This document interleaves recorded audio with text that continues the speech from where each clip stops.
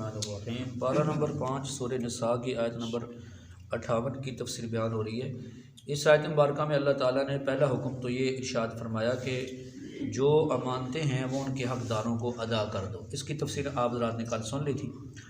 آگے دوسرا حکم آ گیا کہ وَإِذَا حَكَمْتُمْ بَيْنَ النَّاسِ أَن تَحْكُمُوا بِالْعَدْلِ، کہ جب تم لوگوں کے درمیان فیصلہ کرو تو انصاف کے ساتھ فیصلہ کرو، ظلم والا فیصلہ نہ کرو۔ اور ظلم والا فیصلہ کیا ہوتا ہے جی؟ کہ بندہ جو صحیح فیصلہ ہے، جس کا جو حق بنتا ہے اس کو نہ دے، بلکہ جو ظالم ہے اس کے حق میں فیصلہ دے دے، جو غلط آدمی ہے اس کے حق میں فیصلہ دے دے، ہے جی۔ تو یہ ہوتا ہے غلط فیصلہ۔ اور صحیح فیصلہ کیا ہوتا ہے؟ کہ جس کا حق بنتا ہے اس کا حق اس کو ادا کر دے، جو مظلوم ہے اس کو انصاف دلوائے، اور نہ تو لالچ میں آئے، خواہ وہ لالچ مال کا ہو، پیسے کا ہو، زمین کا ہو، جائیداد کا ہو، اپنی عزت کا ہو، نہ لالچ کی وجہ سے غلط فیصلہ کرے، نہ کسی کے ڈر اور خوف کی وجہ سے غلط فیصلہ کرے، ٹھیک ہے جی۔ جو بھی انصاف کی کرسی پر بیٹھا ہوا ہے، خواہ وہ گاؤں کا بڑا آدمی ہو تب بھی، اپنے گھر کا آدمی ہو، گھر کے میں فیصلہ کرنے والا گھر کا سربراہ ہو تب بھی، یا کچھ لوگوں کا سربراہ ہو تب بھی، یا عدالت میں بیٹھنے والا جج ہو تب بھی، وزیر اعظم کی کرسی پر بیٹھنے والا ہو، صدر کی کرسی پر بیٹھنے والا ہو، یا کسی بھی اگر وہ مقام پر بیٹھا ہوا ہے کہ لوگ اس سے فیصلہ کرواتے ہیں، تو ان سب کے لیے حکم ہے کہ اللہ تعالیٰ فرماتے ہیں لوگوں کے درمیان عدل و انصاف سے فیصلہ کرو، انصاف کے ساتھ فیصلہ کرو، غلط فیصلہ نہ کرو، ظلم والا فیصلہ نہ کرو، لالچ میں نہ آ کے، کسی کے ڈر اور خوف میں آ کے، دباؤ میں آ کے غلط فیصلہ نہ کرو۔ ورنہ روایات میں یہ بات موجود ہے کہ جو لوگ وہ حکمران ہوتے ہیں، تو حکمران سے مراد ایک تو ملک کا حکمران ہوتا ہے نا، ایک ہوتا ہے گھر کا سربراہ، ایک ہوتا ہے گاؤں کا سربراہ، ٹھیک ہے جی، یا چند افراد کے اوپر جو سربراہ، یہ تمام اس سے مراد ہیں۔ تو اگر وہ لوگوں کے ساتھ عدل و انصاف سے پیش نہیں آئیں گے، ظلم زیادتی کریں گے، تو ان کے ہاتھ اور پاؤں ادھر باندھ کے، گردن کے ساتھ باندھ کے انہیں جہنم کے اندر پھینک دیا جائے کہ تم نے عدل و انصاف سے کام کیوں نہیں لیا تھا، ہے جی، عدل و انصاف سے کام کیوں نہیں لیا تھا۔ تو اس لیے میرے مسلمان بھائیوں، یہ اللہ پاک کا حکم ہے، یہ کسی اور انسان کا حکم نہیں ہے، کسی یہ مولوی صاحب کا فرمان نہیں ہے، کسی پیر صاحب کا فرمان نہیں، بلکہ اللہ تعالیٰ خود فرماتے ہیں کہ جب تم لوگوں کے درمیان فیصلہ کرو تو عدل و انصاف کے ساتھ فیصلہ کرو۔ اور ہمارے پیارے نبی کریم امام الانبیاء حضرت محمد رسول اللہ صلی اللہ علیہ وسلم نے بھی اپنی احادیث مبارکہ میں واضح طور پر اس کی تاکید فرمائی ہے کہ لوگوں کے درمیان عدل و انصاف کے ساتھ فیصلہ کیا جائے۔ اور آپ صلی اللہ علیہ وسلم کا خود بھی یہ معمول تھا کہ جب آپ صلی اللہ علیہ وسلم لوگوں کے درمیان کسی بھی معاملے میں فیصلہ فرماتے تھے تو عدل و انصاف کے ساتھ فیصلہ فرماتے تھے، کبھی بھی غلط فیصلہ نہیں فرماتے تھے، کبھی بھی ظلم اور زیادتی والا فیصلہ نہیں فرماتے تھے۔ تو میرے مسلمان بھائیوں، اس لیے آپ دیکھیں کہ یہ اسلام کا حکم ہے۔ اور پھر آج آپ دیکھیں کہ ہماری عدالتوں کے اندر جو عدالتوں کے باہر دروازے کے اوپر ترازو کا نشان پڑا ہوتا ہے، نہیں سمجھے، دونوں پلے اس کے برابر، لیکن جب فیصلوں کی بات آتی ہے، دیکھنے کی بات آتی ہے، تو میرے مسلمان بھائیوں پھر لوگوں کے ساتھ کیا معاملہ ہوتا ہے جی؟ کبھی جج بک جاتے ہیں مال کے لالچ میں، کبھی بک جاتے ہیں جناب وہ زمین کے لالچ میں، کسی اور چیز کے لالچ میں بک جاتے ہیں، اور جو مظلوم ہوتے ہیں ان کو اور ان پر ظلم زیادتی کی جاتی ہے، اور جو ظالم ہوتے ہیں ان کو اور شاہ دی جاتی ہے، ان کو اور جناب تقویت ملتی ہے۔ اور پھر کبھی کسی دباؤ کی وجہ سے، کبھی کسی لالچ کی وجہ سے کیا کیا جاتا ہے میرے بھائیوں، کبھی کسی لالچ کی وجہ سے غلط فیصلے کیے جاتے ہیں، اور جو غلط فیصلے ہوتے ہیں ان کے اثرات کہاں تک جاتے ہیں؟ کئی نسلوں تک جاتے ہیں۔ ایسے لوگ بھی، ایسے واقعات بھی ہمارے ملک میں پیش آئے کہ ایک بندے کے اوپر کوئی جرم تھا، اسے اٹھا کر جیل میں بند کر دیا، ہیں جی، وہ بندے فوت ہو گئے، مر گیا، جیلوں کے اندر ہی مر گئے، اور بعد میں ان کے بارے میں فیصلہ ہے جی وہ تو بری ہیں، نہیں سمجھے، وہ تو بری ہیں۔ تو یہ میرے بھائیوں کیا ہے؟ یہ ظلم اور زیادتی ہے۔ یہ کیا ہے؟ ظلم۔ جب کرسی انصاف کی کرسی پر ایک آدمی بیٹھ جاتا ہے نا میرے بھائیوں، تو گویا وہ اللہ اور اس کے رسول صلی اللہ علیہ وسلم کے ساتھ ایک معاہدہ کرنے والا ہوتا ہے کہ میں کسی کی پرواہ نہیں کروں گا، میں انصاف کے ساتھ فیصلہ کروں گا۔ اور جب وہ غلط فیصلہ کرتا ہے تو آگے کتنی نسلوں تک میرے بھائیوں اس کے اثرات جاتے ہیں کہ اس کا ہم اندازہ بھی نہیں لگا سکتے، کتنی نسلوں تک اس کے۔ جبکہ جب ہم اسلام کی تاریخ کا مطالعہ کرتے ہیں تو ہمیں یہ بات نظر آتی ہے کہ جو کھرے مسلمان تھے، سچے سچے مسلمان تھے، وہ عدل و انصاف کے ساتھ فیصلہ کرتے تھے، اگرچہ وہ وقت کے بادشاہ کے خلاف ہی کیوں نہ ہو۔ قاضی شریع مشہور قاضی گزرے ہیں سیدنا علی رضی اللہ تعالیٰ کے زمانے میں، وقت کے چیف جسٹس قاضی تھے، اور وقت کے خلیفہ کون ہیں؟ سیدنا علی رضی اللہ تعالیٰ۔ مقدمہ آ گیا، آپ کی زرہ چوری ہو گئی اور ملی ایک یہودی سے کہ وہ بازار میں بیچ رہا تھا، اس سے مل گئی، پکڑی گئی اور اس کو عدالت میں پیش کیا گیا ادھر سیدنا علی رضی اللہ تعالیٰ کو۔ تو چونکہ سیدنا علی رضی اللہ تعالیٰ مدعی تھے کہ یہ زرہ میری ہے، اور شریعت کا یہ اصول ہے کہ جو مدعی ہوتے ہیں اسے 2 گواہ پیش کرنے ہوتے ہیں، بات سمجھا رہی ہے؟ اسے 2 گواہ پیش کرنے ہوتے ہیں عدالت کے اندر، اور اپنے دعوے پر وہ گواہ پیش کرے، اور اگر گواہ نہیں ہے تو پھر مدعا علیہ جو ہوتا ہے وہ قسم اٹھاتا ہے۔ تو سیدنا علی رضی اللہ عنہ جب 2 گواہ پیش کیے تو اپنے بیٹے امام حسن کو بھی پیش کیا۔ تو قاضی شریع کا یہ موقف تھا کہ بیٹے کی گواہی باپ کے حق میں قبول نہیں ہوتی، نہیں سمجھ آئی؟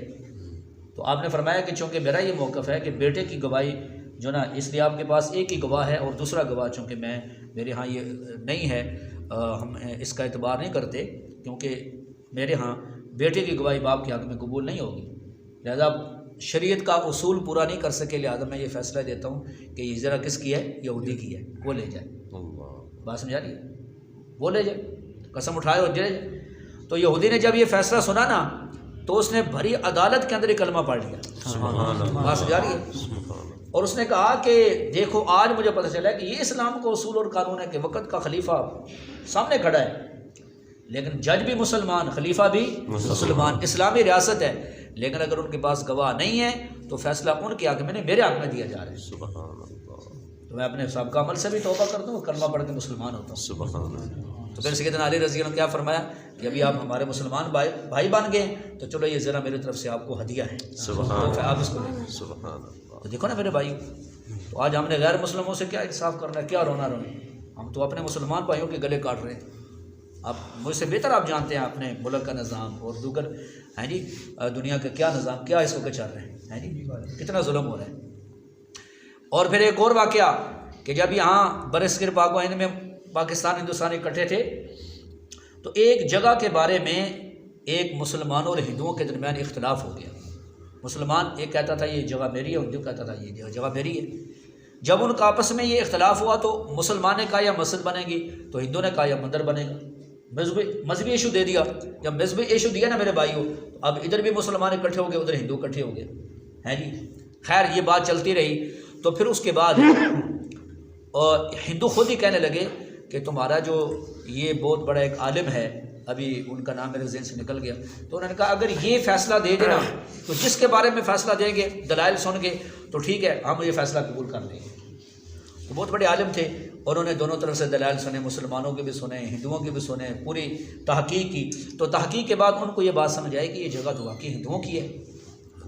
اب دیکھو نا، مسلمان کہتے تھے مسجد بنے گی اور ہندو کہتے تھے مندر بنے گا۔ جب انہوں نے ساری یہ بات سن لی نا تو سننے کے بعد انہوں نے کہا، فیصلہ دیا، تمام لوگ ہمارے اکٹھے تھے، مسلمان بھی اور ہندو بھی، انہوں نے کہا کہ جو میں نے تحقیق کیا تو میرے تحقیق کے مطابق یہ جگہ مسلمان کی نہیں ہے بلکہ کس کی ہے؟ ہندو کی ہے، لہذا وہ مندر بنائے یا جو مرضی کریں، جگہ ان کی ہے۔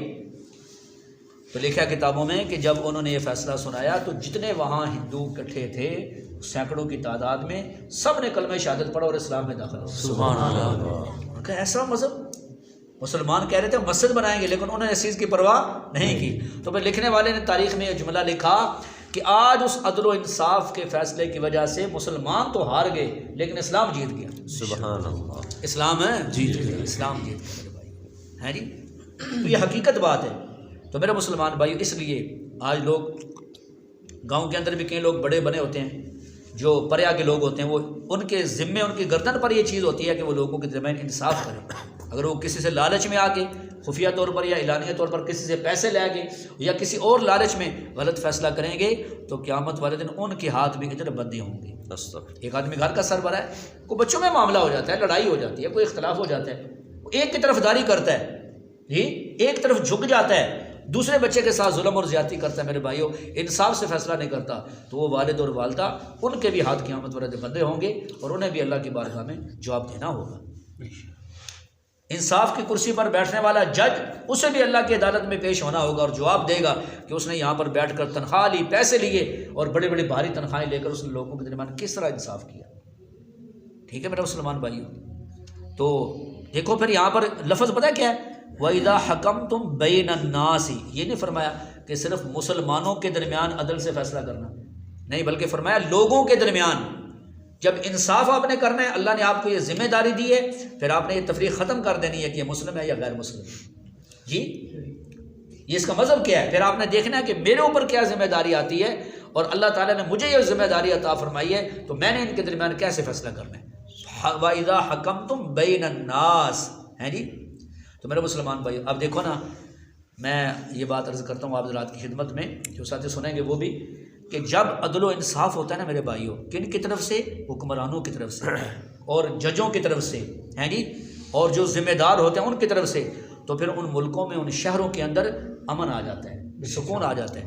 اور جب ظلم ہوتا ہے، جب زیادتی ہوتی ہے، جب لوگوں کو سستا انصاف نہیں ملتا، پھر بد امنی پھیلتی ہے، پھر لوگ خود انتقام لیتے ہیں، پھر لوگ قانون کو ہاتھ میں، پھر مایوس ہو جاتے ہیں لوگ عدالتوں سے، نہیں سمجھائی؟ لوگ مایوس ہو جاتے ہیں کہ یار یہاں ہمارا مال بھی تباہ ہو گیا، برباد ہو گیا، پیسہ بھی برباد ہو گیا، وقت بھی برباد ہو گیا، ہمیں تو انصاف ملتا نہیں ہے، پھر لوگ خود بد امنی پر اتر آتے ہیں۔ اب آپ سنیں روزانہ خبریں، آپ کو ایسے واقعات ملیں گے، لوگ پکڑے جاتے ہیں جی، تو فلاں کو مار دیا، فلاں کو مار دیا، بعد میں پکڑا گیا تو انہوں نے کہا جی ہم تو عدالتوں سے مایوس ہو گئے تھے، ہمیں نہیں انصاف ملا، اس وجہ سے ہم نے یہ قدم اٹھایا، ہمیں ہمارا حق نہیں ملا اس لیے ہم نے یہ قدم اٹھایا۔ تو پھر بد امنی آگے میرے بھائیوں پھیلتی جاتی ہے اور اس کا دروازہ بند ہونے کا نام ہی نہیں لیتا۔ تو اس وجہ سے یہ میرے مسلمان بھائیوں سب کی، ہم سب کی ذمہ داری ہے، جو ہم اپنے گھروں کے فیصلے کریں، اپنی بستی کا فیصلہ کریں، اور جو کسی اور معاملے کا فیصلہ کریں تو کسی طرف جھکاؤ نہ رکھے، عدل و انصاف کے ساتھ حق بات کرے۔ آپ نے جمعے پر بھی سنا کہ نبی کریم صلی اللہ علیہ وسلم نے فرمایا کہ قول الحق کا وَإِن كَانَ مُرًّا، سچی بات کہا کرو اگرچہ اگلے کو کڑوی کیوں نہ لگے، نہیں سمجھے؟ اگر کو کڑوی کیوں، پھر بھی حق بات کہا کرو، تمہارے ذمہ ہے کہ حق بات کہنا، ٹھیک ہے میرے مسلمان بھائیو۔ پھر اس کے بعد آخر میں اللہ پاک نے فرمایا ان اللہ نعم ما یعظکم بہ، اللہ تعالیٰ تمہیں جن باتوں کی نصیحت کرتے ہیں نا وہ بہت اچھی باتیں ہیں۔ اب دیکھو نا، کوئی غیر مسلم بھی ہو نا تو اس کے ہاں بھی ظلم، یہ ان کے ہاں بھی جائز نہیں ہے، وہ بھی سمجھتے ہیں یہ ظلم زیادتی، غلط فیصلہ، یہ بالکل ٹھیک نہیں ہے، یہ غلط بات ہے، ٹھیک ہے۔ تو اللہ تعالیٰ فرماتے ہیں اللہ تعالیٰ تمہیں جن جن چیزوں کا حکم دیتے ہیں نا وہ تمہارے لیے بہت اچھی ہیں، تمہارے فائدے کے لیے، دنیا آخرت میں تمہارے فائدے کے لیے ہیں۔ باقی فرمایا کون ان پر عمل کرے گا کون نہیں کرے گا، ان اللہ کان سمیعا بصیرا، بے شک اللہ سننے والے ہیں۔ جو فیصلہ سناتا ہے نا جج یا جو قاضی ہے جی، اس کی باتوں کو اللہ سننے والے ہیں، اور بصیرہ دیکھنے والا ہے اس کے دل میں کیا ہے، صحیح فیصلہ کر رہا ہے یا غلط فیصلہ کر رہا ہے۔ اگر غلط فیصلہ کر کے یہ کہتا ہے کہ میں صحیح فیصلہ کروں، اللہ اس کے دل کو جانتے ہیں، اس کے دل کے اندر کیا ہے۔ تو اللہ تعالیٰ سب کے احوال سے باخبر ہے۔ اللہ پاک ہمیں ان تمام احکامات کو پر عمل کرنے کی توفیق عطا فرمائے۔ الحمدللہ۔